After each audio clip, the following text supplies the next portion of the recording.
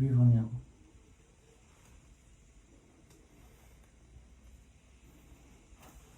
Kurudi logereji.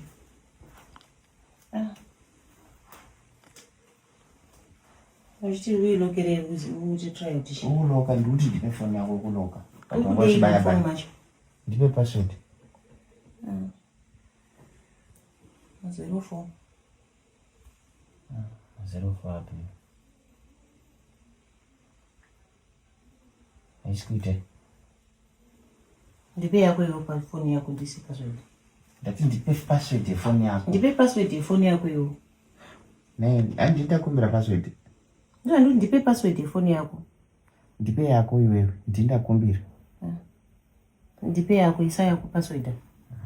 Ndipe password ya phone yako. Isa yako password. Urikude. Ndikuda but isa yako ka password. Osto ndipe. Isa yako password. Ndati ndipe, chimondipa iwo ndokupa yangu. Changa wa isa yako. Umbondipire kunyeba in fact. Ndikuchide kumphone mangu. Yako kambondipa ule wambondipa ndipate phone yako iri. Unongoibata wani. But ndinoziere password yako. Password yei. Ndipe phone yangu. Kurembedza face kudiko ndati ndipe password ya phone yako. Ungochibaya phone wako lo. Ndikuti inde chikupa yangu iwe chindipo yako. Hanombora mbeni yangu iripo iyi.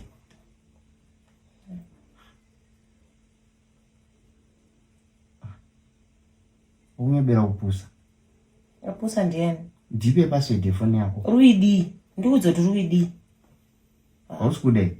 Ndambora ndikubvunza kuti ruidi. Pamuti chitaura magroup ekucheche ekuchichi. Wakumanyire ko magroup akudza ndoda kutasa ma WhatsApp ndeni. Uri kunyomweko. Anyumwa ndiani? Sio kumanyira zva magroup. Tanga rini uchida password ya phone yangu? Nasika. Shamwari. Izvo zvikutoita kuti urame ndakutozoida macho. Chindipa password. Phone yangu. Ndipe password. Ndipe phone yangu. Ndipe password ya phone. Ndipe phone yangu. Ndipe password ya phone. Ndakuudza wani kuti ndipukanya phone. Pukanya. Ndipukanya. Pukanya. Uda password yangu irikuidi. Ndipukanya phone. Pukanya. Ndipukanya. Pukanya. Sikukupa phone hiyo. Ndipe phone yangu. Utozondipa password. Ndipe phone yangu. Na ndatokundipa password. Ndipe phone yangu. Ndipe phone yangu.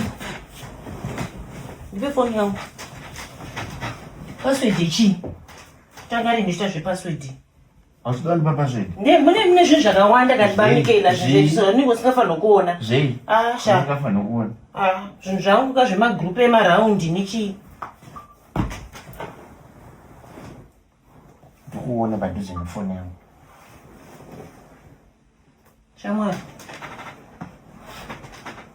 Ndipe yako. Ndipe yako. Ndipe yako.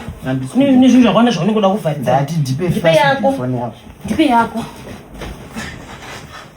Ndipe yako. Ndipe yako password. Shikanipa password. Ndipe. Shikanipa password yoyo.